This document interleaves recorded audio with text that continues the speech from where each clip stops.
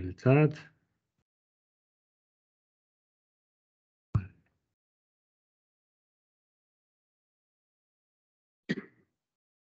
Bueno, pues nada, vamos allá. Buenas tardes. Estamos grabando, ¿no? Sí. Bueno, pues hoy vamos a seguir con lo del otro día. Espero que hayáis podido ver la clase del miércoles pasado, que fue una clase excepcional porque el lunes fue fiesta. Estuvimos haciendo 2 ejercicios de examen de isometrías y luego empezamos el tema de ángulos. Entonces, hoy el plan es acabar el tema con alguna demostración importante y luego hacer un par de ejercicios de examen de ángulos y luego ya pues ir con el tema 5, que es muy corto, a ver qué tal, hasta dónde llegamos. Bueno, nos habíamos quedado en ángulos en lo último que hice fue el demostrar el teorema 421, que era un teorema de comparación de ángulos, porque justo lo vamos a utilizar ahora en un ejercicio que vamos a hacer enseguida. Entonces, empezamos ahora con la suma de ángulos. Hoy no repaso nada porque va surgiendo ahora el repaso a medida que avancemos. Suma de ángulos. Recordad que hasta ahora los ángulos los hemos definido como pares de semirrectas y no como medidas, con lo cual no podemos simplemente sumar dos números. Habrá que definir la suma a partir de una configuración geométrica de semirrectas y tal que nos dé otro par de semirrectas, ¿no? Entonces, se define la suma para ángulos que estén en esta posición, ¿vale? Si tenemos así un ángulo AC con su vértice y tenemos una semirrecta B en el interior del ángulo AC, recordad, el interior quiere decir esta parte de aquí, vamos, la intersección de los dos semiplanos, de tal manera que, bueno, pues que quede en lo que entendemos por ángulo, vamos, esto es el interior. Si la recta B está ahí, entonces podemos decir que la suma de los ángulos AB y BC es el ángulo AC, así se define la suma. Entonces, para poder sumar, tenemos que tener, en principio y por ahora, esta configuración. Esté siempre la recta B en el interior de AC para poder hacer la suma de esta manera. Que por lo demás sí que responde a nuestra intuición de lo que es la suma de ángulos, lógicamente. El ángulo AB más el ángulo BC, pues nos daría el AC, está claro. Vale, vamos a hacer el ejercicio 2 del tema, que este creo que no lo tengo hecho en la clase del año pasado. Y que es para comentar un poco más sobre la suma. Entonces, en este ejercicio me plantean lo siguiente. Me dan dos parejas de ángulos en posición de suma, de tal manera que tenemos el ángulo AB es congruente al ángulo A'B'. Recordad que la congruencia se puede poner como igualdad para ahorrar un poco. Luego tenemos otro ángulo BC congruente con otro ángulo B'C'. Y además, el ABC están en posición de suma y el A'B'C', pues también.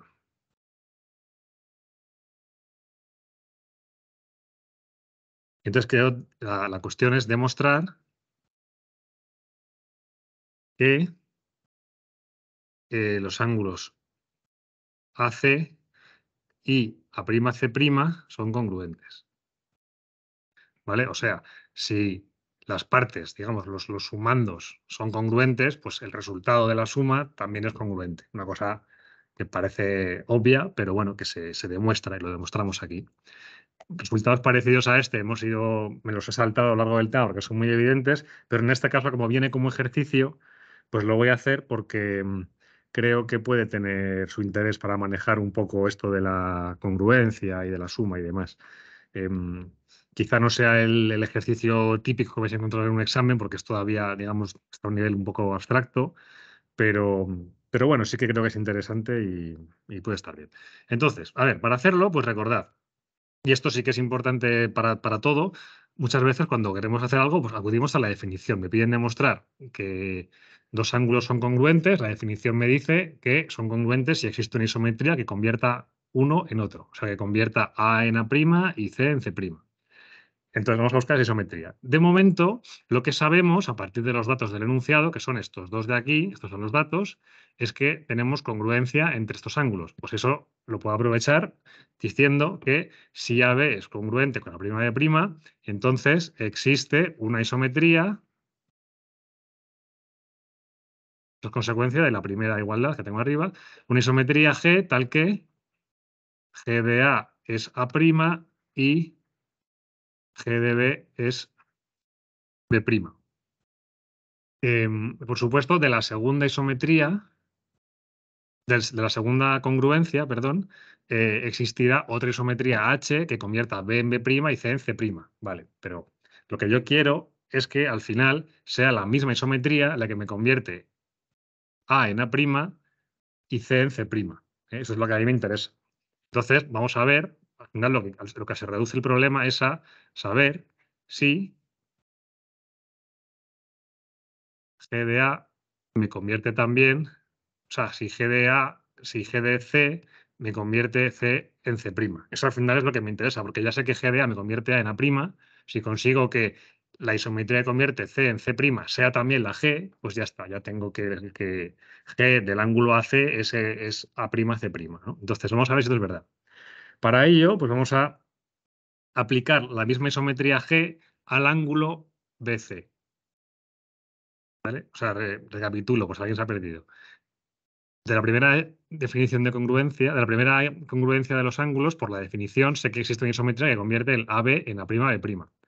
De la segunda congruencia, podría yo decir que hay otra isometría H que convierte BC en B'C', pero eso al final no me va a aportar nada, y eso es evidente. Lo que a mí me interesa es saber que la misma isometría sea la que me convierte AB en A'B' y luego también BC en B'C', porque solo así, si es la misma, podré asegurar al final que AC es congruente con la prima C', ¿vale? Por eso vamos a ver si la G aplicada a la C me da C'. Ese es el tema. Entonces, vamos a aplicar la isometría G al ángulo BC. Entonces, tenemos que el par de rectas B y C, por la isometría G, pues se convierte. A ver, G de B es B'. Esto lo sabemos porque lo hemos definido así, la hemos cogido así la G. Y luego G de C, pues todavía no sabemos lo que es. Queremos que sea C', pero lo tenemos que demostrar. Entonces, por un lado, puesto que la G es isometría, por la definición de congruencia, ahora aplicada a la inversa, si resulta que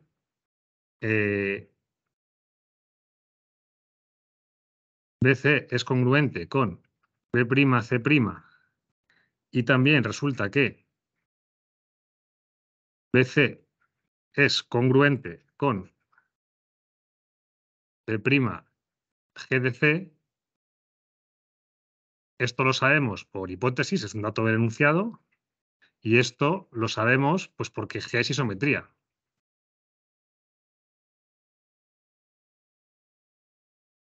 ¿Vale? Y al final, perdón, B'G de C. Esto es porque aplico la isometría G aquí. Acabamos de ver aquí que la isometría G aplicada al ángulo BC me da B' y G de C. Entonces, al final, si BC es congruente a esto y BC es congruente a esto otro, pues estas dos cosas, los dos términos de la derecha, son congruentes entre sí. Esto es una propiedad que no demostramos, pero bueno, que es evidente. Entonces, la congruencia es transitiva. Entonces, B' y C' son congruentes entre sí. O sea que ya casi estamos, ¿no? Esto ya pinta muy bien. Si tenemos un ángulo B'C', esto es el ángulo que nos da el enunciado. Y ahora tenemos que otro ángulo, esto es prima también, que me la he dejado, y otro ángulo B'G de C, que es congruente al anterior, pues está claro que la G de C me tiene que caer aquí. O aquí. Hay dos opciones. Lo que seguro que no puede ser es que la G de C esté por aquí en medio. Porque si está por aquí en medio, entonces estaría en el interior del ángulo B'C' y no sería congruente, sería menor. Y ya vimos que un ángulo es, dos ángulos son o bien menor, o bien mayor, o bien congruentes. Entonces, si es una cosa, no es otra. Por tanto, no puede ser ni aquí, ni en ningún otro sitio. Tiene que ser solamente en las dos líneas rojas. Son las dos posibilidades que hay para G de C. O sea que ya casi estoy. Solo tengo que conseguir quitarme la de abajo. Demostrar que efectivamente tiene que ser la de arriba. Esta es la que tiene que ser la G de C. ¿Cómo lo demuestro? ¿Cómo demuestro que lo de abajo está mal? Pues, pues a ver, si yo me dibujo aquí la A, que es la recta que me falta, voy a hacer otro dibujo para no enmarronar tanto eso. Eh, a ver, lo hago en azul.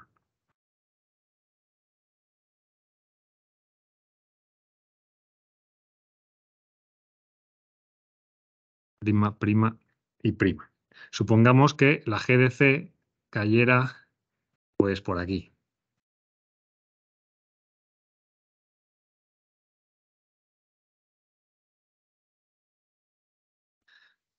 Vale, pues si la G de C cayera por aquí, entonces tendríamos que, bueno, que está en el interior de A'B', entonces tendríamos que el ángulo A' G de C, como G de C está en el interior de A'B', este ángulo sería menor que el ángulo A'B'. Pero inicialmente, como los ángulos estaban en posición de suma, porque me lo decía el enunciado, AB es menor que AC. Seguro, porque está definido así, para que se pueda hacer la suma como la hemos definido. Entonces, teníamos que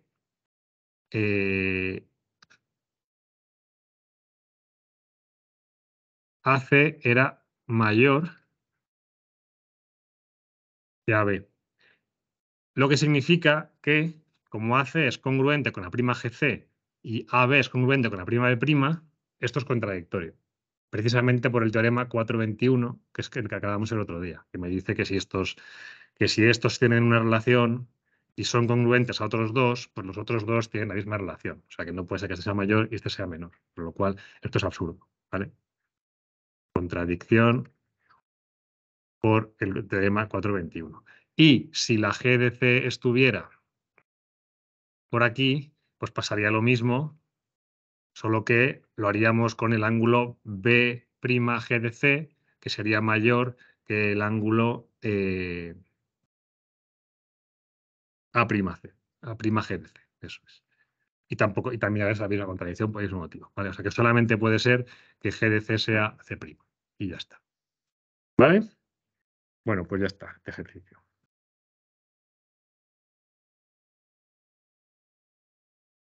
Seguimos entonces con el tema este y ahora toca hablar de triángulos. Vamos a definir lo que son los triángulos isósceles y equiláteros. El isósceles se define aquí, igual que de toda la vida, como un triángulo con dos lados congruentes.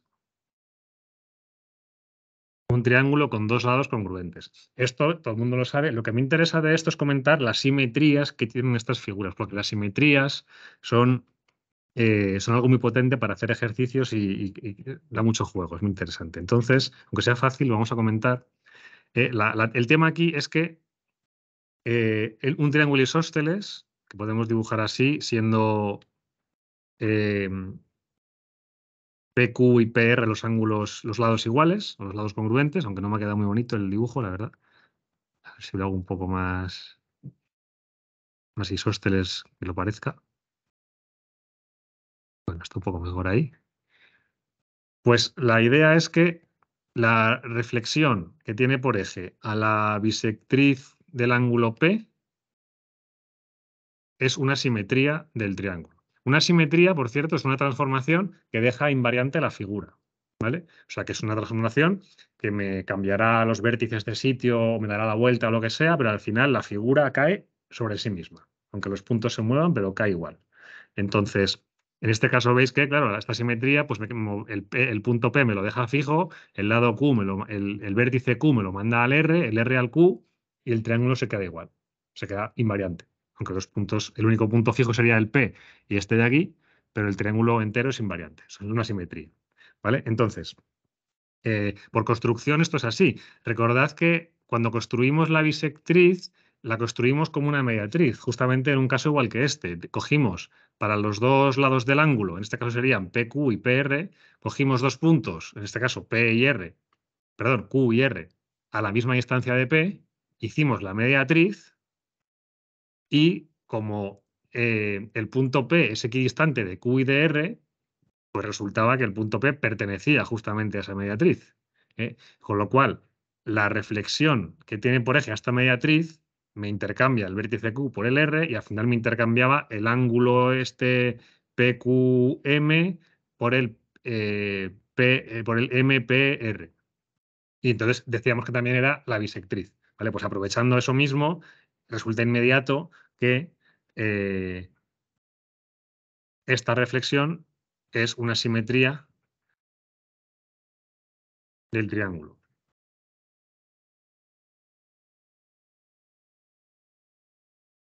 Y además, por la construcción también, pues tenemos que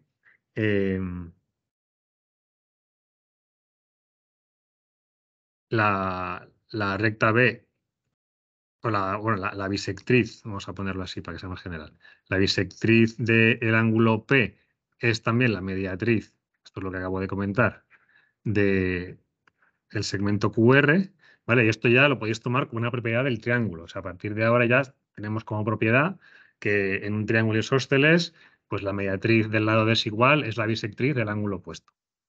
Y además, de esto nos permite también demostrar, puesto que PQ se convierte en PR y el segmento QR se queda invariante, al final el ángulo Q se convierte en el ángulo R, ¿vale? O sea, sigma B del ángulo Q me da el ángulo R. ¿Vale? Por tanto, pues los ángulos Q y R son iguales, que es otra propiedad muy famosa del triángulo isósceles. Los lados son congruentes y los ángulos también son congruentes. Los dos que no son los del vértice que está enfrente del lado es igual. Vale, pues todo esto ya, propiedades que tenemos ganadas y que hemos demostrado muy fácilmente a partir de la construcción de la bisectriz. Y particularmente esta asimetría la voy a utilizar en un ejercicio ahora enseguida. Luego, el triángulo equilátero es un triángulo que tiene pues, tres lados congruentes.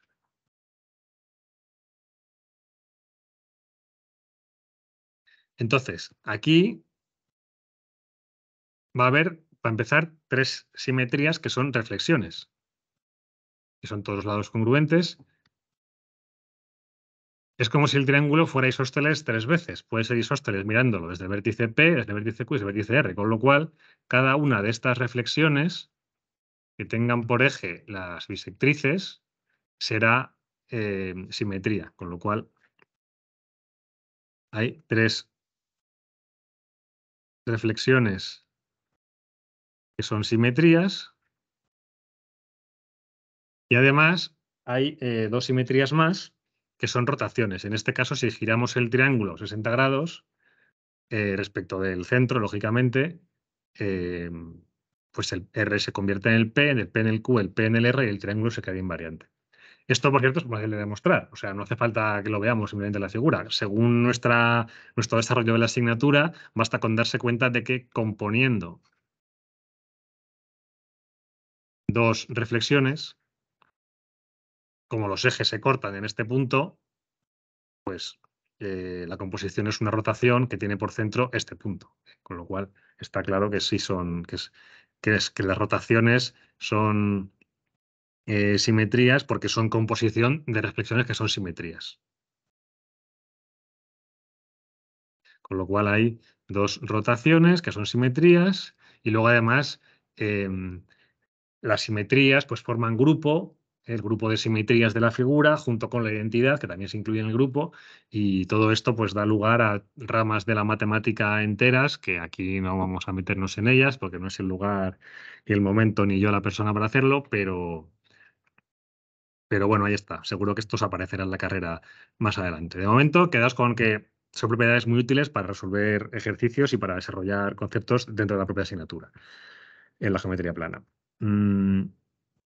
Vale, pues ya está. Pasamos a los ángulos alternos internos.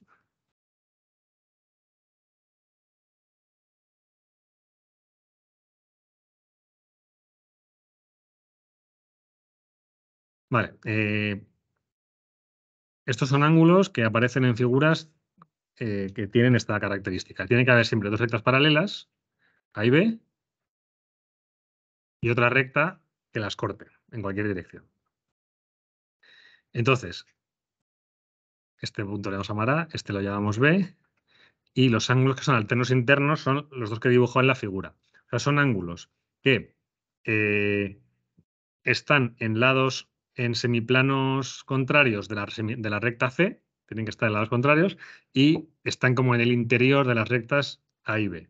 ¿Vale? Si lo queréis poner formalmente, diríamos que están en el semiplano de A que contiene a B y en el semiplano de B que contiene A. Pero bueno, con definirlo en la figura, pues nos vale, tampoco hay que complicarse tanto la vida.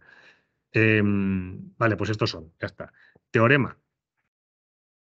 El teorema importante es el 440, que dice que los ángulos alternos internos son congruentes. Resultado muy conocido de la secundaria seguramente, y aquí lo vamos a demostrar. Esta demostración la voy a hacer despacito porque esta demostración sí que es muy, muy ilustrativa de la aplicación de la teoría que se espera de vosotros en los ejercicios. Es fácil y es aplicación directa de la teoría. Y esto mismo se puede aplicar en ejercicios también. De hecho, esta demostración, aparte de eso, como tal, ha caído en examen, ¿vale? Tal cual, demuestra esto, del directo del libro. O sea que lo vamos a hacer porque es una cosa que conviene saber. Entonces, para demostrar esto, pues en general, plantearlo como he dicho antes. Para demostrar qué ángulos son congruentes, acudo a la definición. De momento tampoco tengo muchos teoremas, además. Entonces, acudo a la definición y la definición me dice que tengo que encontrar una isometría que me convierta uno en otro, lo de siempre.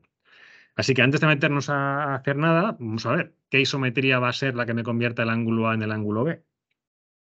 Una rotación. ¿Qué rotación en particular? ¿De cuánto? Una media vuelta, correcto. Está claro que una reflexión no, traslación tampoco, no, va a ser una rotación y además va a ser una rotación de 180 grados, o sea, una media vuelta, ¿vale? ¿Y la media vuelta con qué centro? Tendré que definir el centro de esa media vuelta. El medio de AB, exactamente. Entonces, si yo giro, lo llamo M, si yo giro la figura respecto del punto M, 180 grados, pues está claro que el ángulo A se va a convertir en el B, ¿vale? Entonces, esto ya, ahora que ya lo he visto, tengo ya visualizado, ahora ya lo escribo bien y lo demuestro formalmente. Pero ya con esto, con esta idea clara, la demostración queda muy fácil. Entonces, ahora ya lo importante es escribirla bien, porque aunque lo tengas claro, si lo dices así sin más, pues luego para el ejercicio no vale. Entonces, pues nada, decimos sea M medio del segmento AB. Esto para empezar. Y ahora, ¿cómo demuestro que el ángulo A se convierte en el ángulo B? Pues por partes. Voy a demostrar que el punto A se convierte en el B, que la recta A se convierte en la recta B, que la recta C se convierte en la propia recta C, es decir, se queda invariante, y luego además tendré que demostrar que las semirrectas se convierten en las semirrectas correctas, ¿vale? Porque al final, en rigor, la recta A se convierte en la recta B, pero podría ser que la semirrecta que a mí me interesa, la voy a llamar A barra, a esta de aquí, a la que va hacia la izquierda, no se convirtiera en esta, que la voy a llamar B barra. Puede ocurrir que la A barra se convirtiera en esta de aquí, que no me valdría. Entonces tengo que demostrarlo todo, ¿vale? Así que, pues por la propiedad básica de la media vuelta, es evidente que directamente de aquí se puede afirmar que sigma sub m de A es B. Esto es inmediato porque si coges justo el centro de la media vuelta en el punto medio del segmento, pues te intercambia los extremos. Esto está claro. Ahora, la recta C, como pasa por el punto M, pues también se queda invariante, ¿vale? O sea que también es inmediato que la recta C se queda invariante. Bueno, si queréis podemos añadir porque la C pasa por el punto M o el M pertenece a la recta C. Por cierto, esto de poner porque en las demostraciones es una cosa a evitar.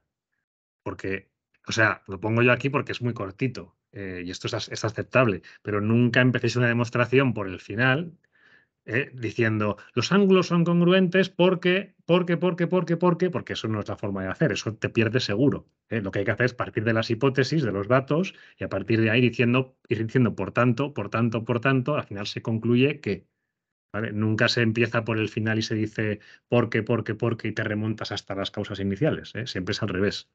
Si es aceptable en un momento dado afirmar algo y decir esto es porque tal, y justo metes ahí una consideración, pero nunca alargarse aquí porque esto entonces y esto es porque de otro y esto viene de dónde. No, de eso no, ¿vale? Vale, pues tenemos estas dos cosas y ahora me falta demostrar que la recta A se convierte en la recta B. Eh, Esto tiene un poco más de miga. Por un lado, es fácil, ¿eh? Pero tenemos que decir que la imagen, voy a poner aquí puntitos para ir separando las ideas, tenemos que decir que la imagen de la recta A eh, pasa pues por la imagen del punto A, porque al final las isometrías conservan las rectas, con lo cual sé que el punto A no se va a salir de la recta. Si el punto A está en la recta A, en la imagen de la recta A estará la imagen del punto A, ¿vale? Es decir, como la imagen del punto A es B, pues esta recta pasará por B. Y además, tenemos que recordar, esto es un teorema que vimos, la imagen de la recta A será paralela a la recta A. Las medias vueltas siempre transforman rectas en rectas paralelas. Esto era un teorema. Entonces, con estas dos ideas podemos afirmar que la recta A será, perdón, la imagen de la recta A, o sea, sigma de A, será la recta paralela a A que pasa por B. Y como esa recta es única, pues ya está, ya la tenemos, es la B. ¿Vale? Sigma M de A es la recta paralela a A que pasa por B. ¿Vale? Por tanto, pues sigma M de A, perdón, sin semirrecta, es B. Bien. Y ahora me falta lo que dije de las semirrectas, ¿eh? Recordad que esto también, siempre que trabajemos con ángulos, no basta con quedarse con las rectas, sino que hay que fijarse también en las semirrectas, porque si no te quedas con el ángulo suplementario, o con, sí, con el suplementario, que ahora lo definiremos, por cierto, José Miguel. y entonces eh, no vale, no se acabó la demostración. José Em, Miguel. ¿Qué pasa? Sí, Perdón, que estaba el audio muy bajito, que no te oía. No, no, te iba a Dime. preguntar, bueno, si puedes volver a la imagen anterior. Sí. La recta B la llamaste quiero decir, no entiendo muy bien por qué sabes que la paralela que pasa por B tiene que ser justo esa semirrecta y no puede ser la otra. No, no, es que aún no lo he demostrado. Vale, vale, vale, te entendí Eso que lo digo tenía que ser. ahora. Hasta ahora he Vale, vale, trabajado con rectas nada más. vale, vale, vale. ¿Vale? Ahora viene de las semirrectas. Entonces, para ello, para asegurar que las semirrectas me caen donde tienen que caer, pues me cojo otra propiedad más de la media vuelta, ¿vale? Y hay otra propiedad de la media vuelta que me permite afirmar que los semiplanos de la recta C se intercambian. ¿Y cómo se intercambian? Pues la semirrecta que he llamado aquí A tendrá que irse al otro lado de la recta C y tendrá que caer en la B. O sea que justamente me va a caer donde tiene que caer, ¿vale? Entonces, bastaría con decirlo, ¿eh? Como sigma m intercambia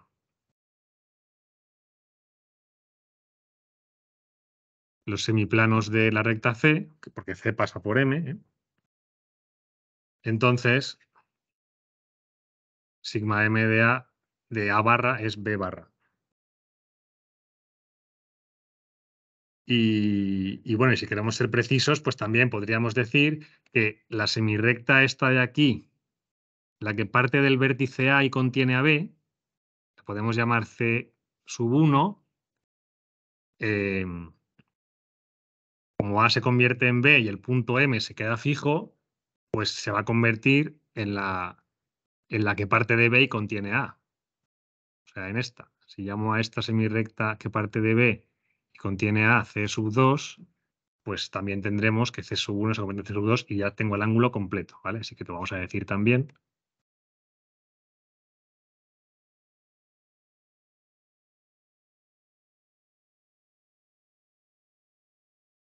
como el punto A se convierte en el B y el punto M se queda fijo, entonces la semirrecta C sub 1 se convierte en la semirrecta C sub 2. Y así ya, finalmente, ya hemos descrito todos los componentes del ángulo, ahora ya podemos afirmar que el ángulo A se convierte en el ángulo B, perdón, el ángulo A se convierte en el ángulo B mediante la media vuelta y, por tanto, los ángulos son congruentes. Bueno, como un detalle más, que no lo he escrito, a la hora de definir cosas, que aquí yo he definido las semirrectas A, B, A barra, B barra, C sub 1 barra y C sub 2 barra, no las he escrito, las he dibujado, pero os recomiendo en un examen que escribáis, ¿eh? Porque el dibujo, yo aquí lo estoy contando, pero si un corrector se encuentra este dibujo sin explicación ninguna, pues cuesta un poco verlo. Entonces, no cuesta nada decir, sea C sub 1, la semirrecta de C con vértice en A que contiene a B. Es una frase, una línea y ya te queda perfecto, ¿eh? Mucho mejor que ponerlo sin más, porque luego en este dibujo no se ve bien y el corrector no te entiende y te lo pone mal, perfectamente. Bueno, pues ya está. ¿Sí? Sí, vale, sí que lo escribo una vez, para no escribirlo todas, pero al menos lo escribo una vez. Aquí he definido, bueno, la semirrecta A simplemente la puedes coger diciendo que es la semirrecta que forma el ángulo A. Como los ángulos alternos internos ya están definidos, con decir la semirrecta del ángulo ya está, ¿vale? En este caso no haría falta más. Pero para decir la semirrecta esta de aquí y no la del otro lado, ¿vale? Pues diríamos sea C sub 1 barra la semirrecta de C con vértice en A que pasa por B. Y así queda claro, ¿vale? Tienes que decir en qué recta estás, dónde está el vértice de la semirrecta y luego para qué lado vas. Y el lado siempre o casi siempre lo más cómodo es decir un punto por el que pase, porque casi siempre vas a tener algún punto en la figura que te permita decir que pase por tal o bien que no pase por tal. También te vale igual, ¿vale? Entonces, esto lo escribís siempre que defináis algo y en el libro siempre lo hacen así, además. Con los semiplanos era igual, también os dije. Siempre que hacéis un semiplano, el semiplano de los dos definidos por la recta tal y que contiene tal punto. Y ya está. Y ya sabéis cuál de los dos es. Y es una forma rigurosa de definirlo, que no depende de un dibujo, que siempre es una cosa un poco más flojilla y más susceptible de dar error. Y menos formal. Bueno, siguiente teorema, también muy sencillo, pero también lo vamos a demostrar, es la suma de ángulos de un triángulo.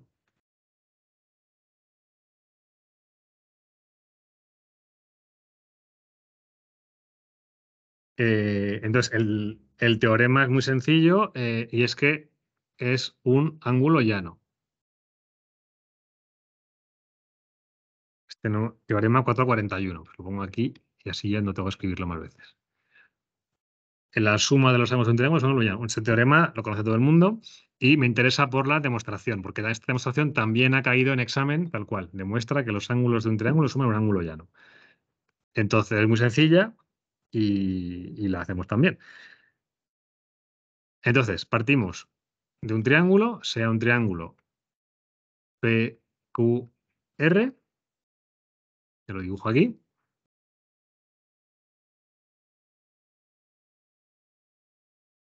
Y la demostración, muy clásica, siempre reposa en trazar una recta paralela al lado QR, bueno, cualquiera de los lados, en este caso me lo he dibujado así, pero daré igual, a uno de los lados pasando por el vértice opuesto.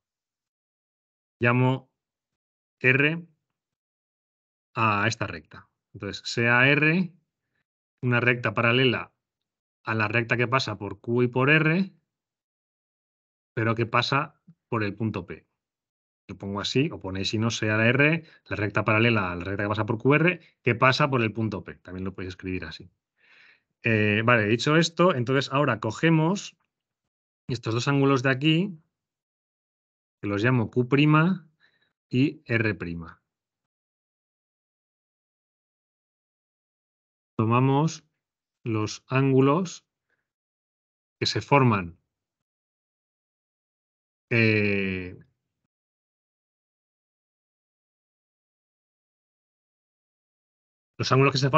con las dos semirrectas de la recta R que yo he definido, las dos semirrectas con vértice en P. Si queréis podéis poner nombre, ¿eh? Podemos llamar R1 a esta y R2 a esta.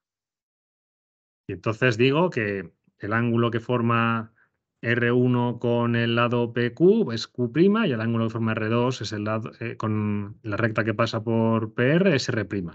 Es verdad que aquí es como tan fácil que parece un poco demasiado ponerte a definir todo bien, bien, bien. Habría que definir esta semirrecta, esta otra, esta otra, esta otra, para hacer una cosa que es evidente, ¿no? Con lo cual, aquí igual te lo puedes saltar un poco, pero bueno, que se podría formalizar todo sin más dificultad, ¿eh? Ya sabéis, ya sabréis cómo hacer. Vale, pues tomamos estos ángulos y ahora fijaos que los ángulos Q', P y R' están en posición de suma. Con lo cual se pueden sumar y nos queda que Q' más P más R' son o suman un ángulo llano. Y aquí bien, ¿no? Ahora ya veis por dónde va la cosa. Evidentemente, como R es paralela a la recta que pasa por QR, tenemos una configuración de ángulos alternos internos. El Q' y el Q son alternos internos y el R y el R' lo mismo. De nuevo, esto yo lo escribo así porque con el boli esto escribo muy mal, pero vosotros lo redactáis bien. Por tanto, son iguales, son congruentes. Q es congruente con Q' y R es congruente con R'. Y entonces, si los componentes de la suma son congruentes entre sí, pues las sumas, los resultados de la suma también son congruentes, que es justamente lo que hemos demostrado en el ejercicio 2, hace un ratito. O sea que esto nos permite afirmar directamente que estas dos sumas son iguales. Y ya está. ¿Vale? Esto puede ser perfectamente ejercicio de examen, de hecho ya lo ha sido. Fácil, ¿no? Muy bien. Pues nada, última cosa del tema es el ángulo de rotación. O el ángulo de una rotación.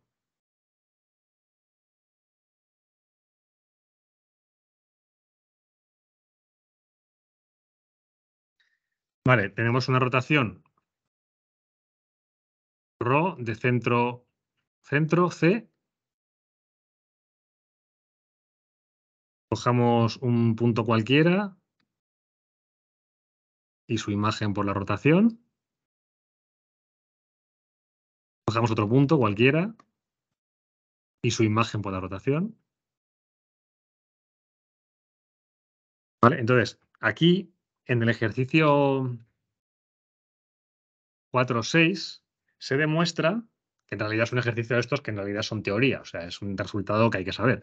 Se demuestra que este ángulo que forman el centro de rotación con un punto y el centro con la imagen de ese punto, este ángulo es el mismo siempre. Da igual qué punto coja, al final me queda que este ángulo siempre es igual. Y esto se demuestra en el ejercicio 6.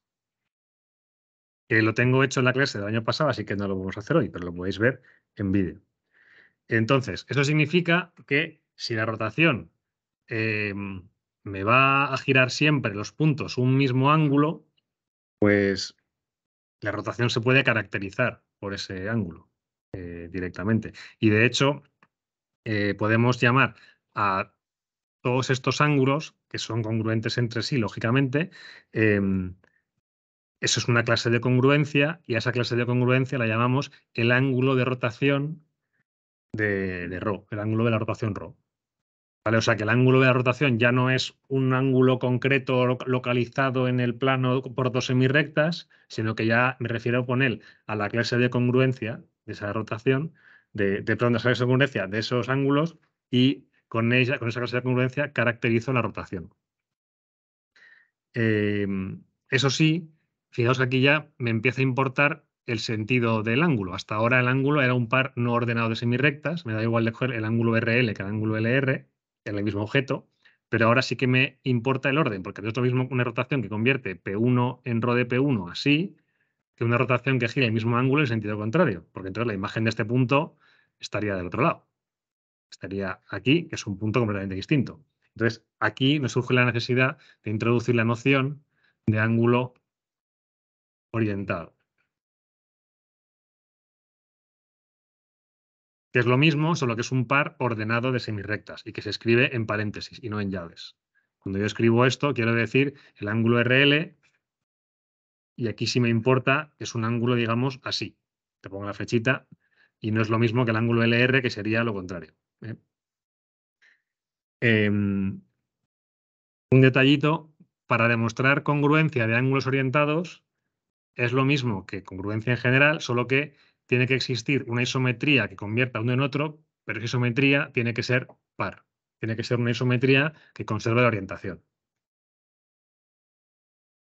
Y ya está, lo que ya hemos dicho. Una rotación al final se caracteriza por su centro y su ángulo de rotación orientado, para que esté completa la caracterización. Si no, pues tienes la posibilidad de que sea la rotación o su inversa. Bueno, pues ya está el tema. Esta última parte ha ido rápido, lo podéis mirar en el libro, no tiene dificultad. Y el ejercicio sí que está hecho en Internet. Entonces, vamos a hacer los dos ejercicios que tenía yo previstos de examen, que son de ángulos. A ver, el primero es el ejercicio, a ver que no veo, el 3 del examen de junio de 2022, de la primera semana. O sea, el examen del año pasado. Entonces, tenemos, otra vez, es un ejercicio que requiere que hagamos una construcción. Me hablan de sea un punto O, ¿vale? Sea un punto O, sea una recta de R que no pasa por O, lo voy a ir dibujando. Aquí está mi punto O, una recta R que no pasa por O. Sea una recta S, una recta que pasa por O y que además es ortogonal a R y lo corta en un punto que llamamos Q. O sea que la recta S es ortogonal a R pasando por O y este punto de corte lo llamamos Q. Sea una rotación de centro O, le damos ρ sub O, y ángulo alfa menor que pi medios. Este ejercicio, como es de examen, ya introduce las medidas. A nosotros no hemos visto medidas, pero nos da igual. Nos basta con saber que es un ángulo menor que un ángulo recto. Para el ejercicio no afecta mucho. Llamamos además P a la intersección de R con su imagen por esta rotación. Lo voy a dibujar también. A ver, pues si esta recta R gira, pues más o menos el giro me va a quedar, no sé, vamos a ver si lo hago así. Esto sería, no, me ha quedado un poco mal, un poco más lejos, yo creo. Aquí, más o menos. Esto sería ρ de Q, que tiene que estar a la misma distancia de O que Q. No me ha quedado muy bien. Hago otra vez. Ahí, venga. Y este punto, esto sería ρ de R, y este punto lo llamamos P. Es la intersección de R con su imagen por la rotación. Y por último, sea B la bisectriz del ángulo O en T. Esta notación significa, cuando pones en subíndice la T o el nombre de un triángulo, defines el triángulo El triángulo es el triángulo que forman O, Q y Rho de Q. Dibujar en rojo este triángulo. ¿Vale? Pues B es la bisectriz de este triángulo. La voy a dibujar en verde.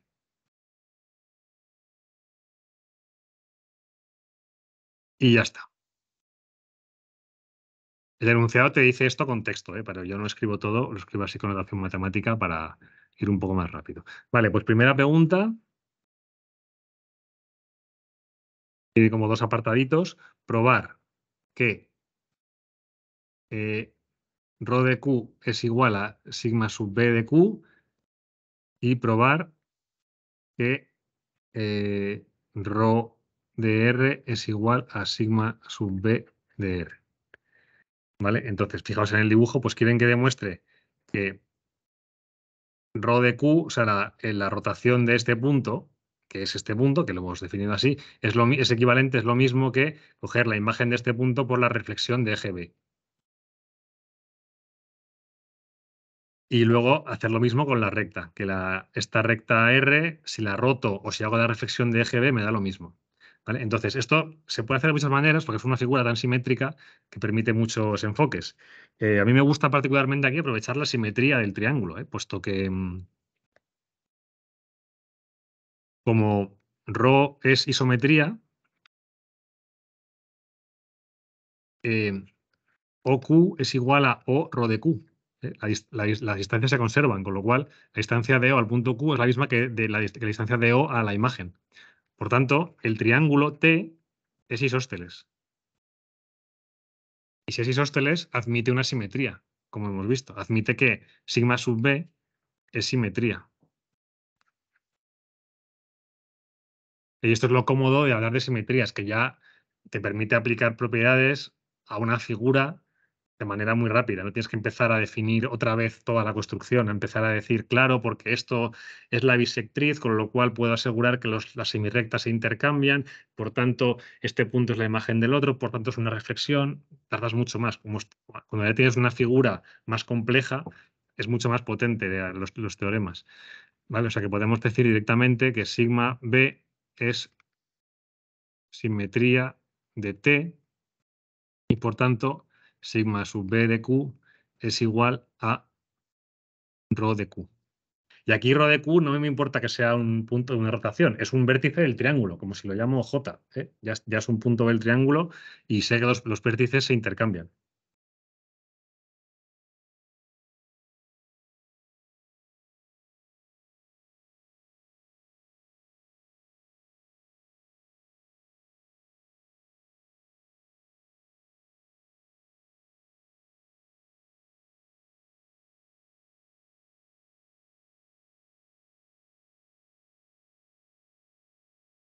Otra forma de enfocar esto sería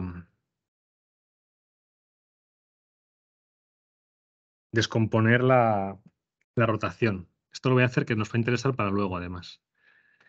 Voy a coger las rotaciones, voy a repetir el dibujo, que necesitamos tener el dibujo delante para hacer esto.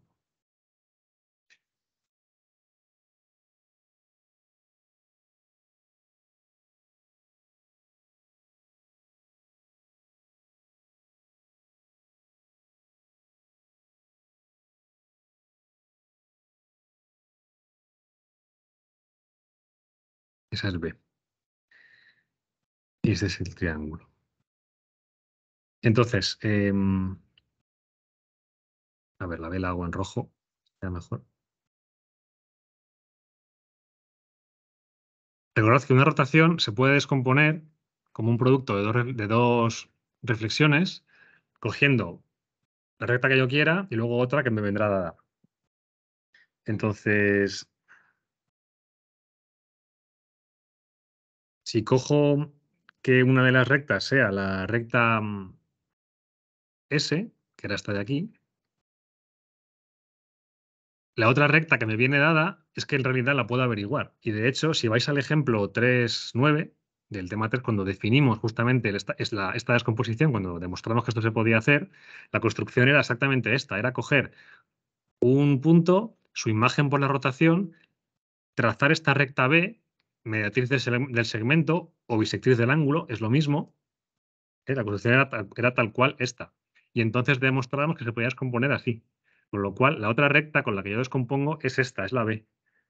Si cojo la recta S que pasa por un punto Q, al hacer esta descomposición, la otra recta es la recta B. Y si, de hecho, si aplicáis, bueno, esto sería al revés, me parece.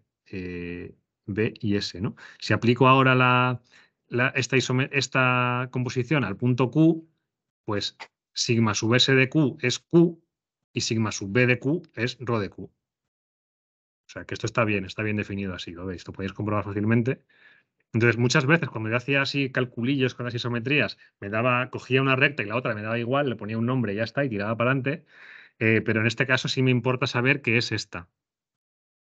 ¿Vale? Entonces, esto es así, pues porque en el teorema mismo lo demostramos así, o sea, por la propia construcción nos garantiza que esto se cumple. Con lo cual, si ahora aplico ρ al punto Q, pues es lo mismo que aplicar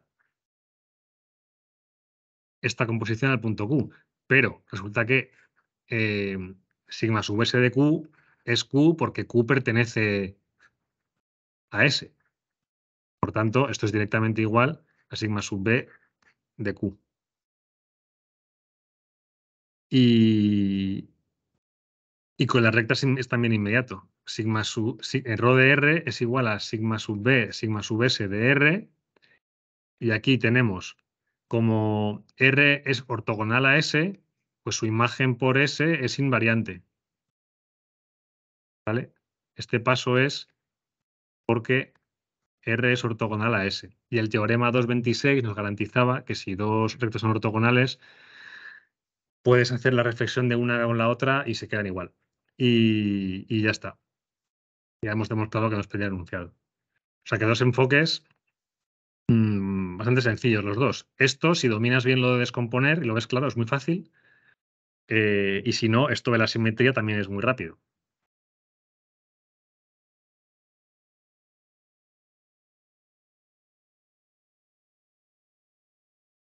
Bueno, pues ya está. Venga, seguimos. Siguiente apartado, demostrar.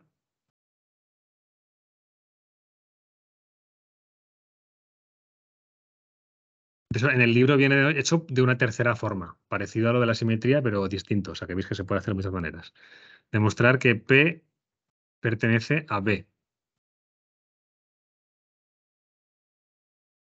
Os recuerdo que P era el punto este de intersección de R con su imagen, que en el dibujo más o menos parece que pertenece y tiene pinta por la simetría de que va a pertenecer, pero es la típica cosa que no podéis dar por sentada, que hay que demostrar.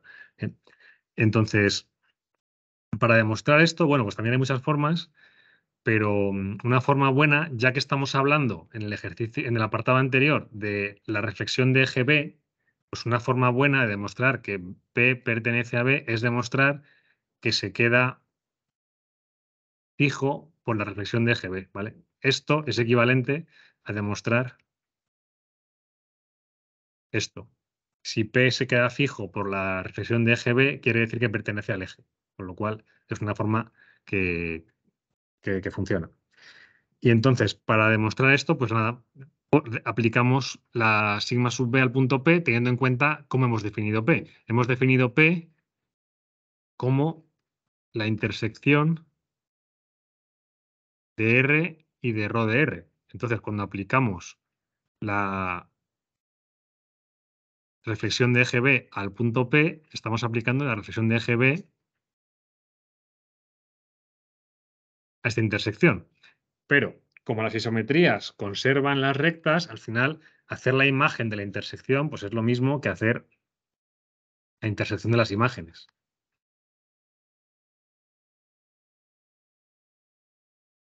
Y ahora, del apartado anterior, esto es,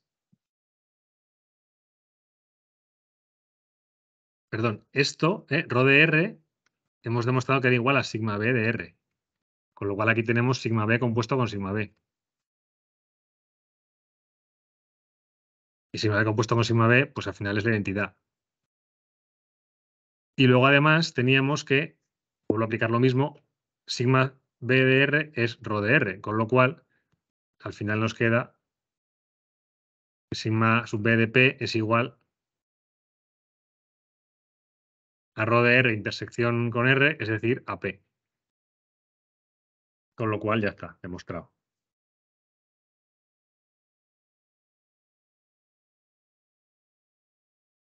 Y por último,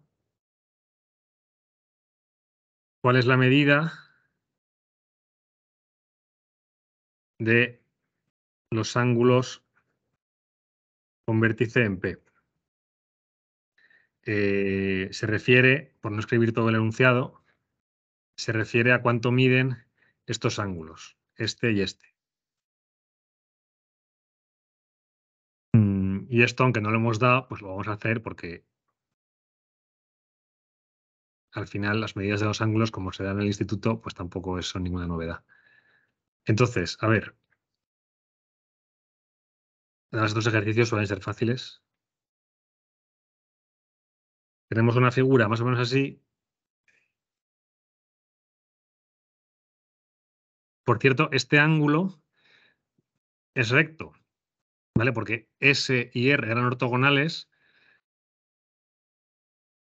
Esto es Rho de S y esto es Rho de R, con lo cual sus imágenes también son ortogonales. Esto tendríamos que haberlo dicho en el apartado 1, pero como finaliza varios métodos, pues no me lo he saltado. Pero parte de la demostración de que Rho de R es sigma de R por uno de los métodos implica decir esto, ¿no? Entonces, tenemos esta construcción. Ahora sabemos que esta recta pasa por P, lo acabamos de demostrar. Que por cierto, otra cosa, en un ejercicio como este, aunque el apartado B no salga, el enunciado de B dice demostrar que P pertenece a B. Luego eso, a partir del siguiente apartado, lo podéis tomar ya como dato, lógicamente. Aunque no lo hayáis demostrado bien o no lo sepáis hacer, da igual. La gracia de decirte un ejercicio demuestra que tal es que aunque no lo sepas hacer, no te atascas. Puedes seguir con el resultado del ejercicio anterior, que ya lo tienes. Al final, que P pertenece a B es un resultado ya válido. Vale, entonces sabíamos que el ángulo de la rotación era alfa. Esto es lo que nos importa. Y además sabemos que esta recta B es la bisectriz, con lo cual esto será alfa medio y esto será alfa medios.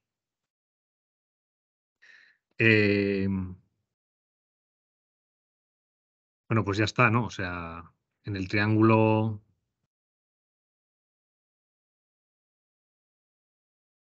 OPS, la suma de ángulos me dice que pi será igual a alfa medios más pi medios más p en este triángulo de aquí, que es el que se... Este no tenía nombre, creo. Bueno, da igual. Entonces, de aquí despejo que este ángulo P, lo voy a llamar P sub 1, yo qué sé.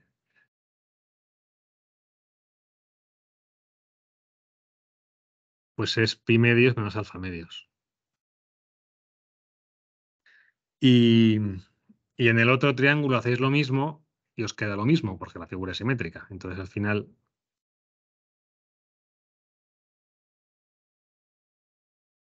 pues P2 es también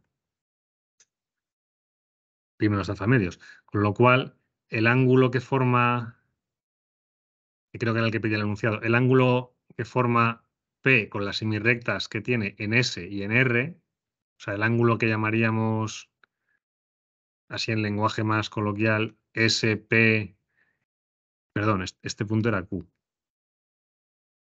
Llamaríamos QP rho de Q y le pondríamos un sombrerito. Esta notación no es de la asignatura, pero es bastante menos aparatosa. Pues es el doble de este. O P sub 1 más P sub 2, que son iguales. Por tanto, queda pi menos alfa. Y ya está.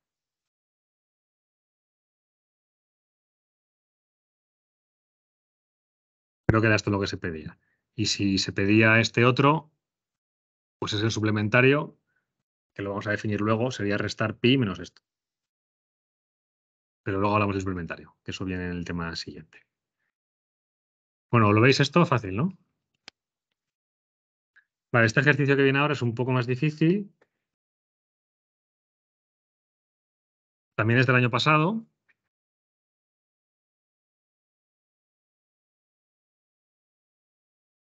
De la segunda semana.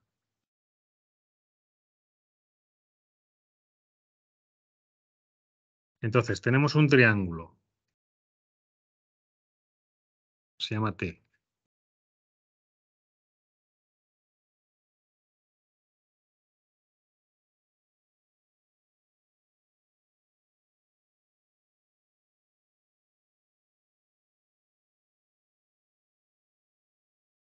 Así. Cogemos M como el punto medio de P y P'.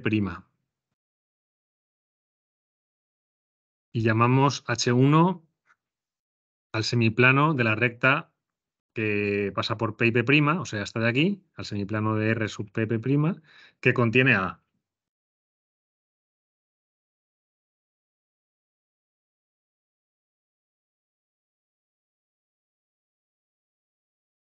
Entonces,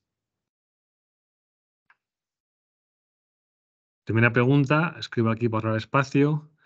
Definimos sigma como la reflexión de eje bisectriz del ángulo P, o sea, hacemos la bisectriz de P.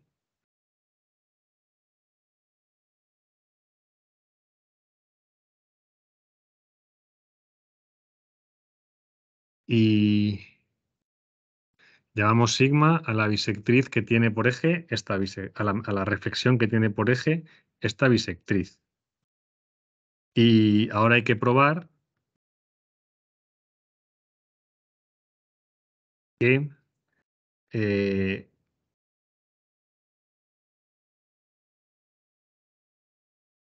la intersección de la recta que pasa por A y la imagen de M por el punto, por la reflexión sigma, se corta con la recta que pasa por P y P', está de aquí abajo, en el punto P. ¿Vale? Entonces, lo primero que hay que hacer es encontrar dónde está sigma de M, o sea, la imagen de M por la reflexión de eje B. Y entonces, a ver, pues como, como B es la bisectriz, pues intercambia los lados del ángulo. Entonces, vamos a afirmar que la imagen del lado del triángulo de abajo, de la recta que pasa por P y P', es igual a la recta que pasa por P y A. ¿Vale? Esto es porque está la bisectriz del ángulo, entonces los lados intercambian. Entonces, el punto M que pertenece, como M pertenece a la recta que pasa por P y P', entonces su imagen pertenecerá a la recta imagen. Entonces, cuando me hablan de la recta que pasa por A y por sigma de M, pues me están hablando de la recta que pasa por A y por P. Es la misma, ¿vale?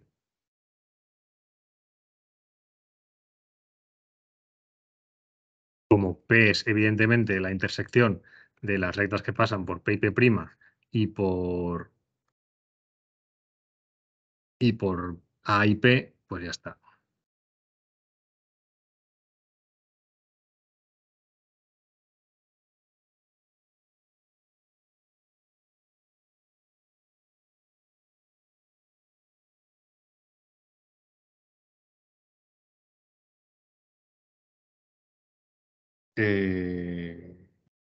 Repito, ves la bisectriz, por tanto intercambia los lados, o sea que la recta sub P, P' es igual a la recta sub PA. Como el punto M pertenece a la recta PP', pues su imagen caerá en la recta imagen, o sea, en PA, con lo cual esto me garantiza que la imagen del punto M, sigma M, cae en esta recta, en PA, la recta que pasa por PA. Y ya está. O sea, como PA y PP' se cortan en P, pues la recta que pasa por A y sigma M, pues también es la misma recta, con lo cual se cortan en P. Y ya está. Ahora, para demostrar que... Ah, vale, que me falta un trozo de enunciado, es verdad. Esto es la primera parte. La segunda parte de la pregunta es demostrar Este apartado 1b, si queréis, aunque no aparecía con letra, pero bueno, demostrar que sigma m pertenece a H1. O sea, ahora, lo que hemos dicho hasta ahora es que sigma m pertenece a esta recta. Y aunque yo lo he dibujado aquí dentro del segmento PA, en rigor lo que he demostrado es que pertenece a la recta, con lo cual podría estar en cualquier parte de la recta. Y ahora lo que me piden es demostrar que está de este lado, que está por aquí.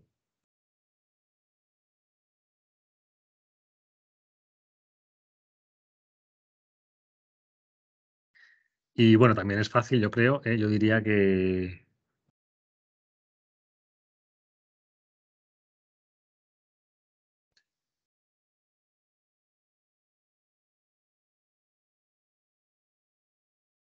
¿Sabes?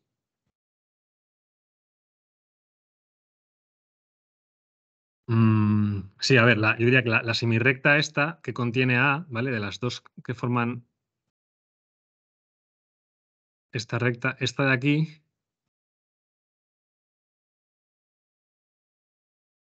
como corta a la recta PP' en el punto P, pues estará entera contenida en uno de los semiplanos, en uno o en otro. Como contiene A y A pertenece a H1, pues la semirrecta esta entera está contenida en H1.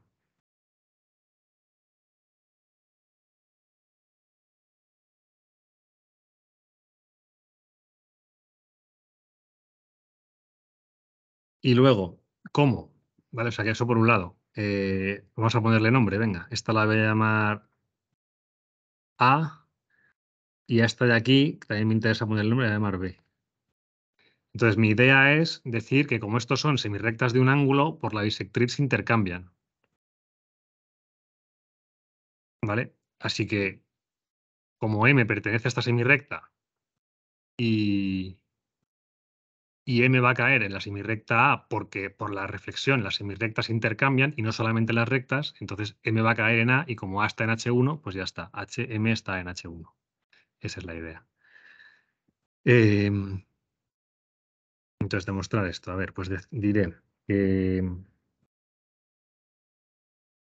M está en la semirrecta B, que forma el ángulo P.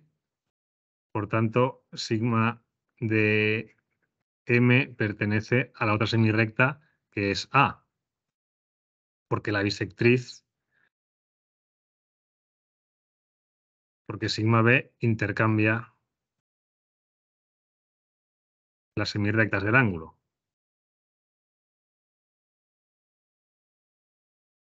Y estos ejercicios son un poco más puñeteros porque te exige, es como muy evidente y te exige recordar muy bien la definición, las propiedades y arreglártelas para, sin decir que lo ves muy claro, formalmente justificarlo, ¿no? Pues yo creo que así se justifica.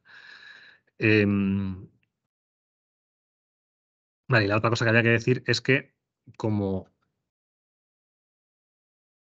la recta que pasa por P y por A corta a la recta que pasa por P y por P' en P, la semirrecta A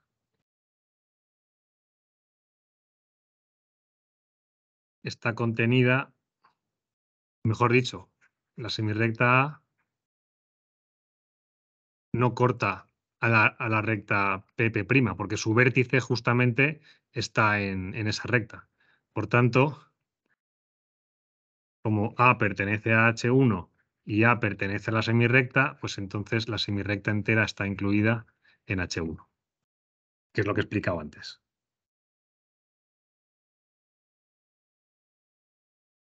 O sea, esto era B, esto era A, aquí estaba P, y lo que estoy diciendo es que esta semirrecta, puesto que su vértice está en la propia recta B, pues el resto de la semirrecta no va a cortar a B, así que estará en un semiplano o en otro. Como A está en H1, pues ya está, la semirrecta entera está en H1.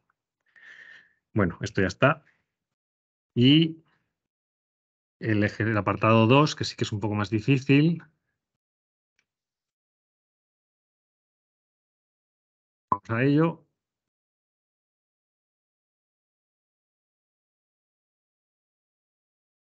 Me hablan de dos rotaciones de centros P y P' con ángulos alfa y beta, que son datos, pero no me dicen más. Me dicen además que asumimos que la imagen de M por la primera rotación y la imagen de M por la segunda rotación están en semiplanos distintos. Distintos de la recta que pasa por P y P', ¿vale? O sea, siempre estamos tomando esa recta como eje. Están P y P', entonces sabemos que la primera rotación me manda a M para un lado, M siempre está en el punto medio, me mandará M para un lado y la segunda rotación me lo mandará para el otro. Por ejemplo, así o al revés, pero son lados distintos. Y esto va a tener su importancia un poco más adelante, es un detalle bastante fino, pero hace falta para resolver el ejercicio. Entonces, lo que hay que demostrar aquí es probar que la composición de ambas rotaciones es una rotación. Recordad que la composición de rotaciones con distinto centro a priori no podíamos asegurar lo que era, pero en este caso vamos a poder decir que es rotación. Entonces, pues nada, para empezar este ejercicio, que en realidad a mí me parece un poco más difícil porque aquí sí que no tienes mucha cosa a la que agarrarte. Pues como suele ocurrir, una buena estrategia es descomponer las rotaciones. Hacemos, aunque sea un ejercicio que nos hablen de ángulos, vamos a aplicar métodos del tema 3, del tema de isometrías, como hemos hecho tantas veces. Entonces, vamos a descomponer las rotaciones como producto de reflexiones, de manera que la composición se me simplifique.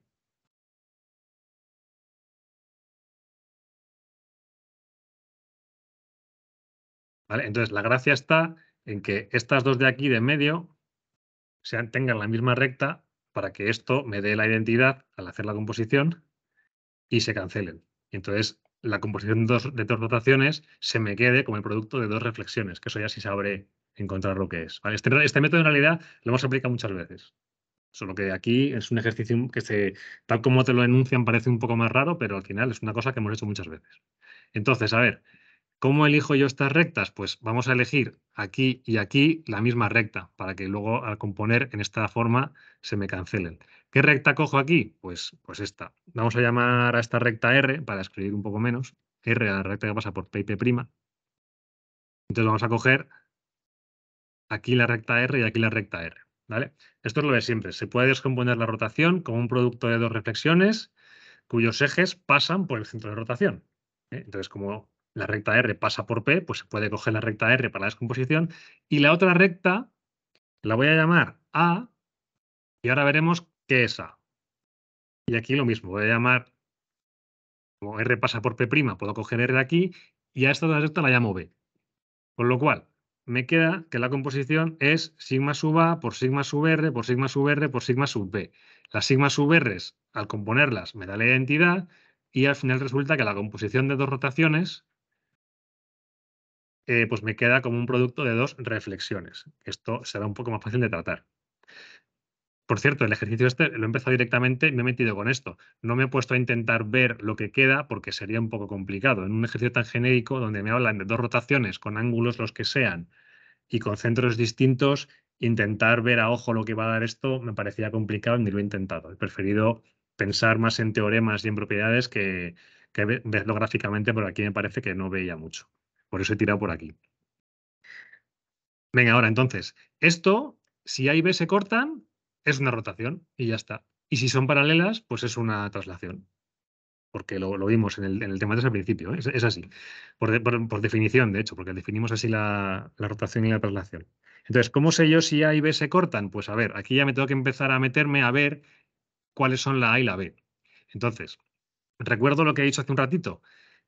Cuando tenemos una rotación, coge un punto P y me lo convierte aquí en ρ de P, podíamos, si esta es la recta R, la que pasa por P, podíamos descomponer la rotación tomando la bisectriz de este ángulo o la mediatriz de este segmento, el que forma el punto con su imagen. Y si esto lo llamo B, la descomposición, perdón, la descomposición era sigma sub B y sigma sub R, ¿vale? Porque así lo demostramos en su día y, de hecho, si lo comprobáis, pues sale bien. Si aplico sigma sub R al punto P, me queda el punto P, y si aplico sigma sub B al punto P, por construcción, caigo en ρ de P, porque al final hemos visto ya muchas veces que esta rotación es equivalente a hacer la reflexión por la bisectriz. ¿Lo veis? ¿No? ¿Sí? Vale. Entonces, pensando en esto, pues a ver, supongamos que esta rotación es en sentido antihorario, pues entonces el punto M vendrá, no sé, donde sea. Supongamos que viene aquí. Esto es ρ sub P alfa de M. Pues entonces la recta A será esta. La voy a dibujar en otro color. Esta será la recta A. ¿Veis? La tomo como mediatriz del segmento que forma el punto y su imagen. Y ahora, la otra imagen del punto M no puede ser para arriba, tiene que ser para abajo. Así que, pues no sé, supongamos que está por aquí.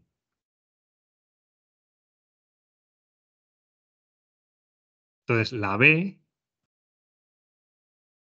atención, aquí como la composición es al revés, es distinto.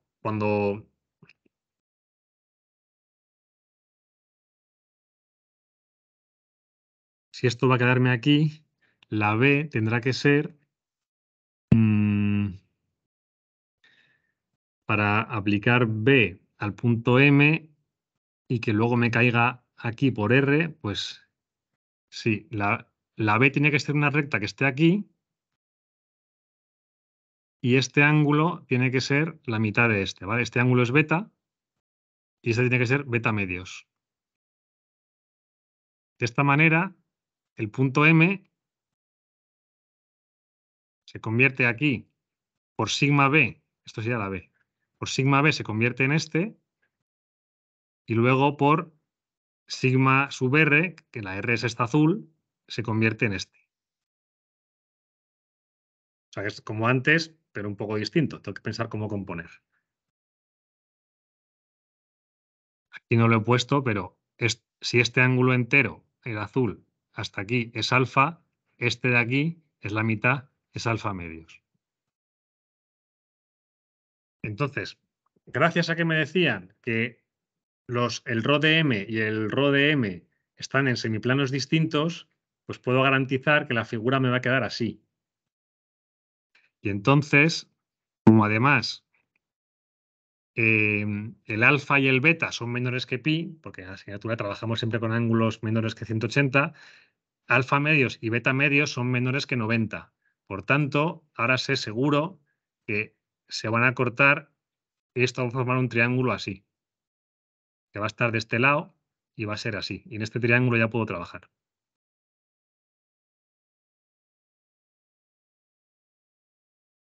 Y esa es la idea.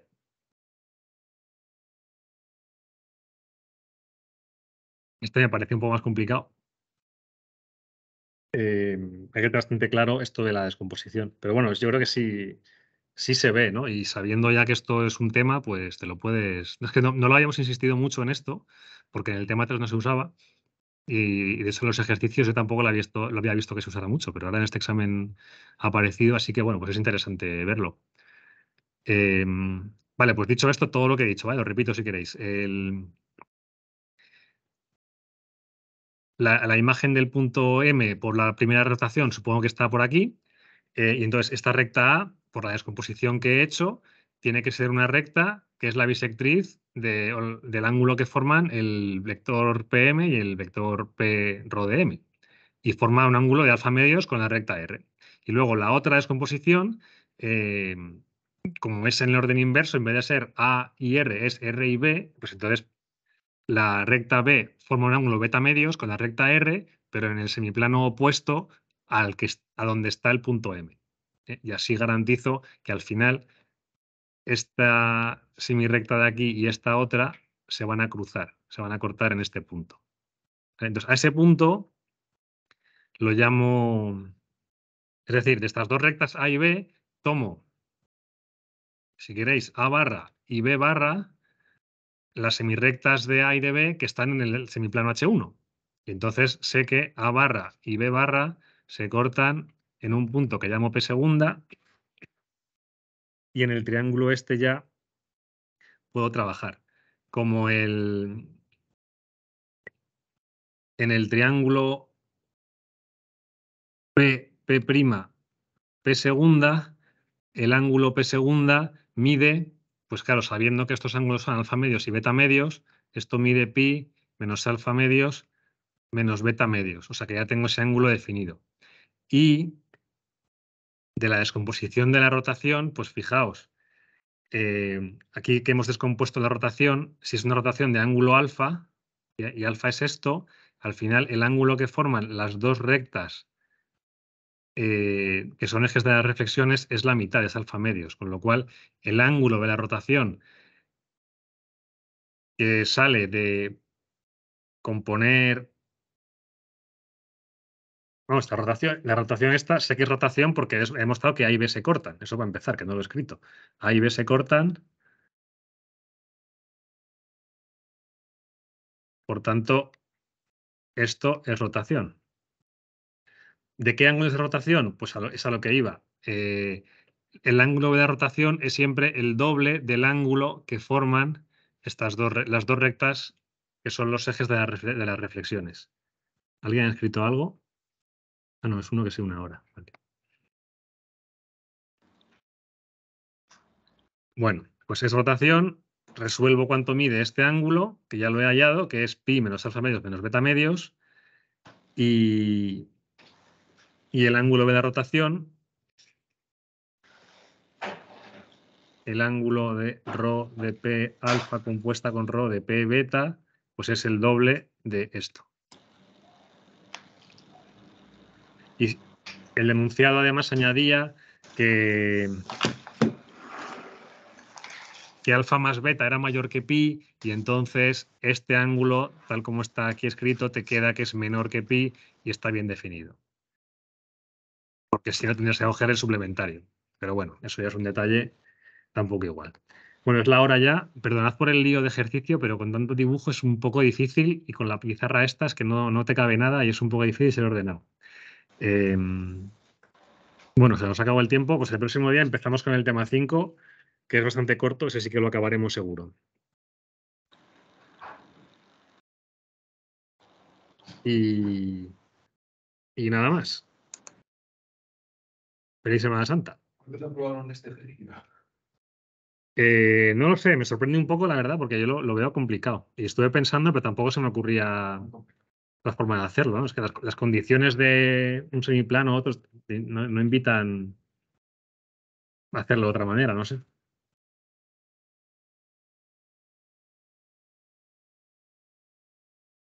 Venga, pues nada, hasta luego. Cerramos ya.